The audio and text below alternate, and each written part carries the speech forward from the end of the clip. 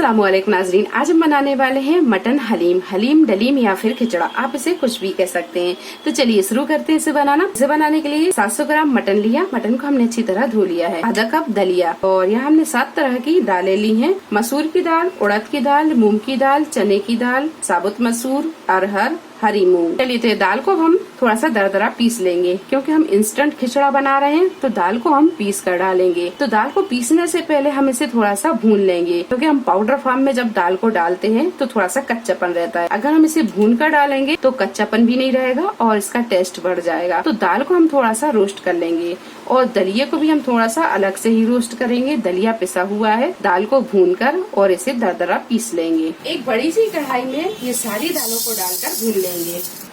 दाल को हमने 5 से 7 मिनट भून लिया है। अब इसे हम निकाल लेंगे। अब इसी कढ़ाई में ये दलिया भी भून लेंगे हम। तो ये दलिया भी अच्छी तरह भून गया है। अब इसे हम निकाल लेंगे और गैस को करेंगे हम बंद।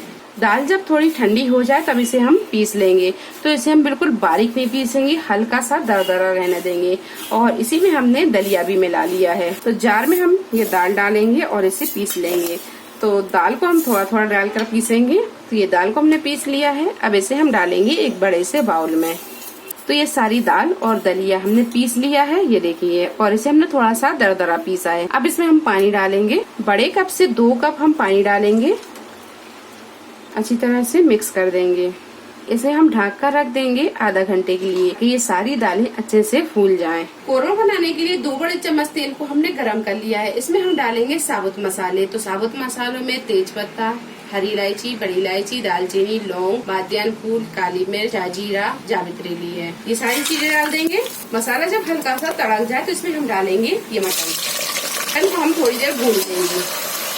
तो 1 टीस्पून डालेंगे हल्दी पाउडर, 4 टेबल स्पून डालेंगे धनिया पाउडर, 1 टेबल स्पून लाल मिर्च पाउडर, 1 टीस्पून गरम मसाला पाउडर, कुटी हुई लाल मिर्च, और 2 चम्मच के करीब डालेंगे इसमें नमक। और इसमें हम डालेंगे थोड़ी सी हरी मिर्च साबुत वाली। 300 ग्राम के करीब टमाटर, इसे हमने बड़े बड़े पीसों में काट लिया है।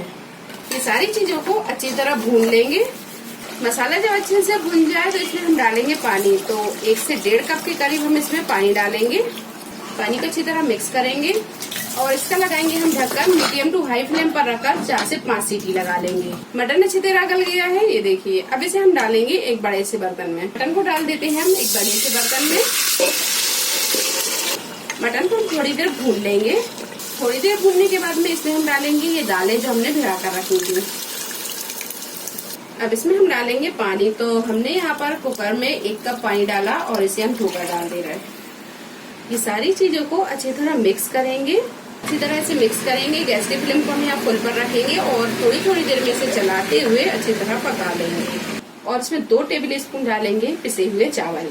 गैस को हम रखेंगे बिल्कुल मध्य और मध्य फ्लेम पर इन्हें पकने देंगे। दाल जब अच्छे से पक जाए, 40 से 50 मिनट लगे, दाल अच्छी तरह पक गई है, तो ये हलीम बनकर तैयार है। अब इसमें हम डालेंगे बारीक कटा हुआ हरा धनिया, फ्राई प्याज डाल देंगे, मिक्स करेंगे और इसे कर लेंगे हम डिश आउट। तो इंस्टेंट हलीम बनकर तैयार है। रेसिपी पसंद आई हो लाइक और शेयर करें, चैनल को सब्सक्राइब करें। तो अगली एक नई रेसिपी के साथ फिर हाजिर होते हैं।